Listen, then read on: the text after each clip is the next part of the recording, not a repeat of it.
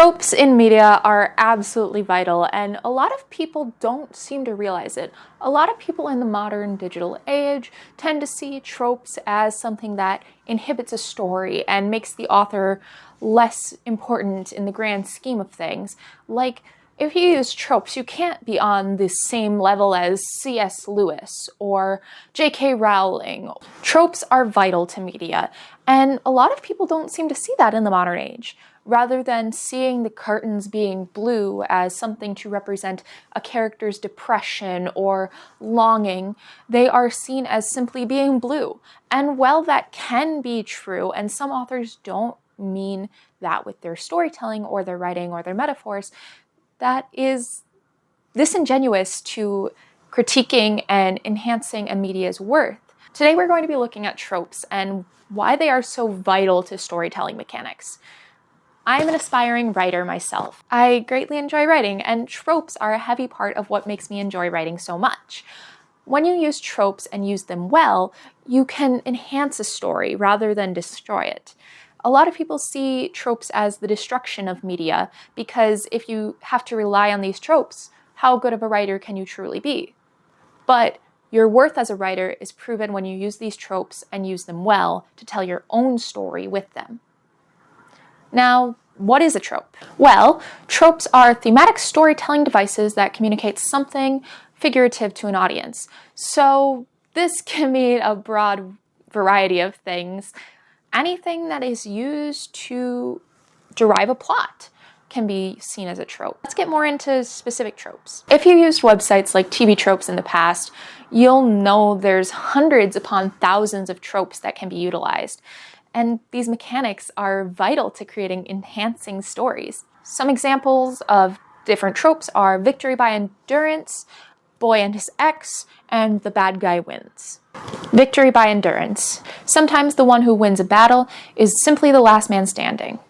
This means a character is fighting to the end with whoever their big bad evil guy is. And they're both fighting and they're fighting and they're fighting.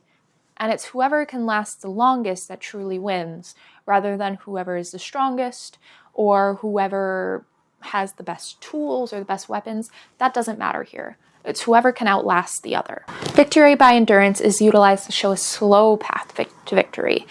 Because this character has worked so hard to get where they are, they're finally winning out against this big villain. You can also see this in Yu-Gi-Oh! When Pegasus and Yugi are in a shadow game and Yami is the one who ends up having to continue the battle because Yugi passes out. A boy and his ex is that cute, adorable trope similar to a boy and his dog.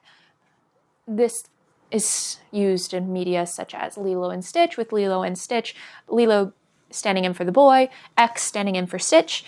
You see this in Pokemon with Ash and Pikachu. You see this in even Madoka Magica with Kyubey and Madoka. This trope is one that is heavily used to show two characters being bonded together for seemingly life. The bad guy wins. The bad guy wins is what it says on the tin. The bad guy wins in the end, rather than the protagonist winning.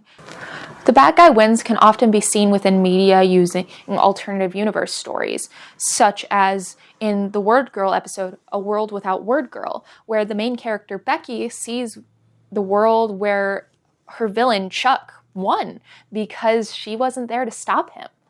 This also contributes to the butterfly effect trope. But why do people dislike tropes? They're fun. They make coffee shop AUs work. Many online claim to despise overused or repetitive tropes, but why? Tropes are used to assist in storytelling. If they're not used to enhance the story for the benefit of the character's development or the plot, they can seem overdone or like they're just thrown in there to add another trope to the list. When the author seems to simply want to copy-paste what they've seen in other works, it doesn't make the story as engaging because it takes you out of the story rather than dragging you in. But what makes good media work? Good media is when the story is driven by the characters, or at least that's generally how I see it. People become invested in what will become of these fictional people, especially after the story is done. That's why fan fiction exists. People want to see more of these characters. They don't want to see more of that plot. The sometimes people do want to see more of the plot. If a character does not change throughout the story or learn a lesson at the end, what does the viewer gain out of watching or reading your story? They don't gain anything. The character is a device for the viewer to learn something, or feel powerful, or just enjoy something. Characters change because viewers change.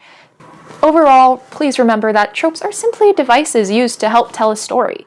If they're not being used to tell a story, what's the point of them? Have a good day.